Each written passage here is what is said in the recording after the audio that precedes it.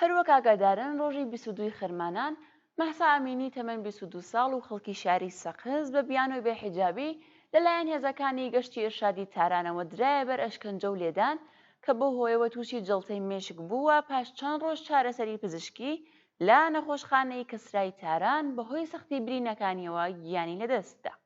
بینەرانی خۆشەویست بۆ زیانیاری زیاتر لەبارەی ئەم هەواڵەوە هاوڕە جەفەر ئەمینزادەمان لەگەڵە لە ڕێگای سکایپەوە. هاوڕە جەفەر بەخێر بێن بۆ ئەم بەرنامەیە و سەرەتا پێمان بڵێن دوایین زانیاریەکان لەبارەی ئەم هەواڵەوە چین. سپاس بۆ ئێوە و پێش ئەوەی کە من قسەکان دەست پێ بکەم ئەمەوێ سەرخۆشی لە بنەماڵی ژینا و خەڵکی سەقز و هەموو کوردستان بکەم بۆ لە دەستدانی ژینا و ئەو ڕووداوە.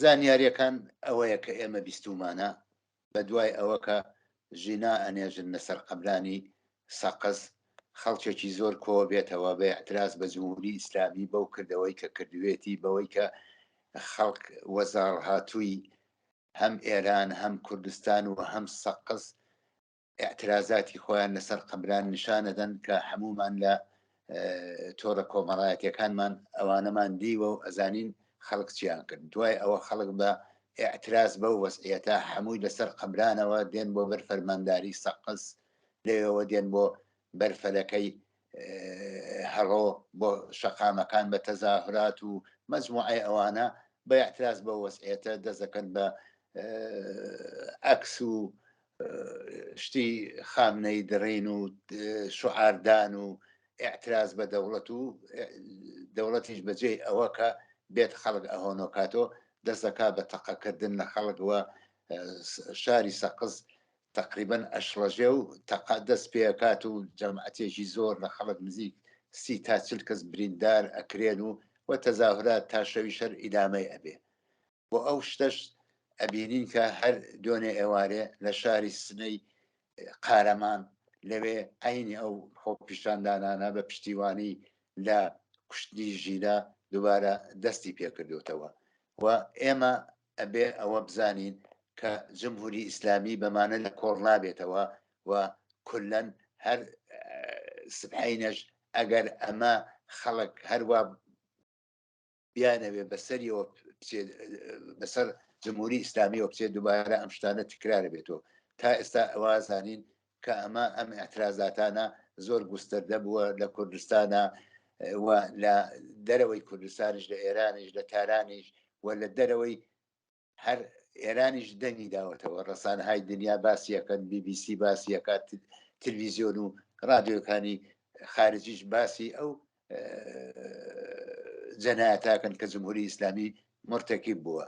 ئێستاش خەڵک لە کولی کوردستانە نائارامن و ئێستاش ئەخبار و ئطلاعات لە مەوردی کوشتنی ژیناوە لە کولەن هەتا ڕۆژنامەکانی دەرەوەی وڵاتیش ئینعکاسی پەیدا کردووە ئەوانە.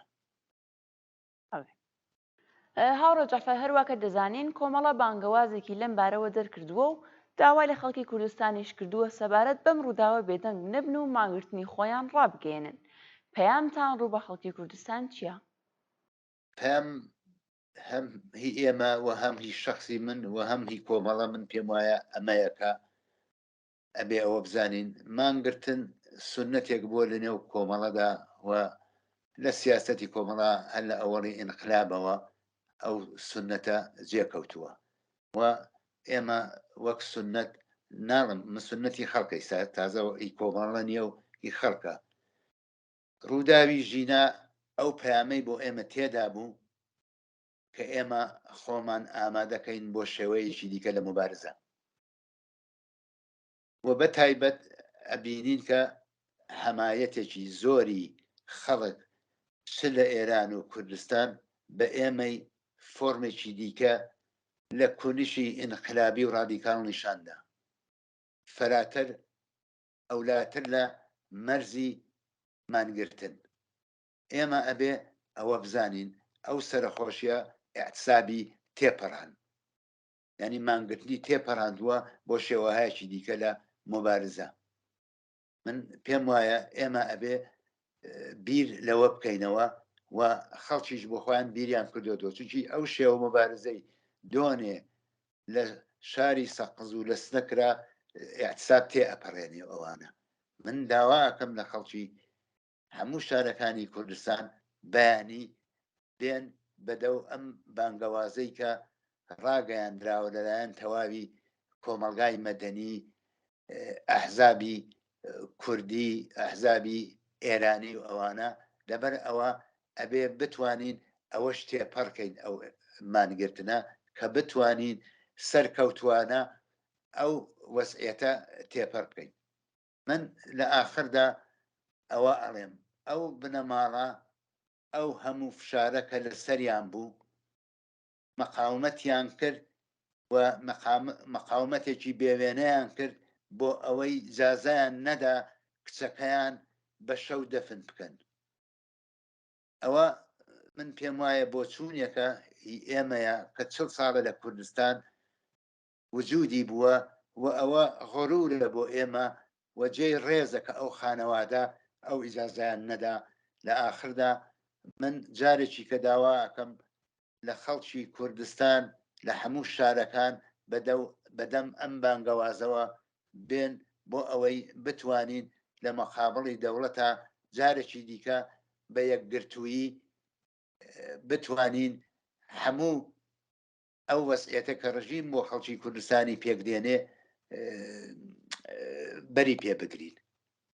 جارێکی دیکە سڵاوم هەیە بۆ بنەماڵەی ژینای ئەمینی و بۆ مەقاومەتێکە لە مەقابڵ جمهوری ئیسلامیان نیشانیاندا کە نیان هێشت منداڵەکەیان کچەکەیان بە شەو بنێژن و ئەو خۆراگریان بۆ ئێمە بۆ خەڵکی کوردستان بەجێ هێشت کە خەڵکی کوردستان جوابی ژینا و خەڵکەکانی دیکەش بدەنەوەکە لەم شرایەتە لە ئێرانە بەسەر خەڵکدا زاڵیان کردووە. من قسەیەکی دیکەم نییە. سپاس بۆ ئێوەش. زۆر سپاس بۆ بەشداریتان.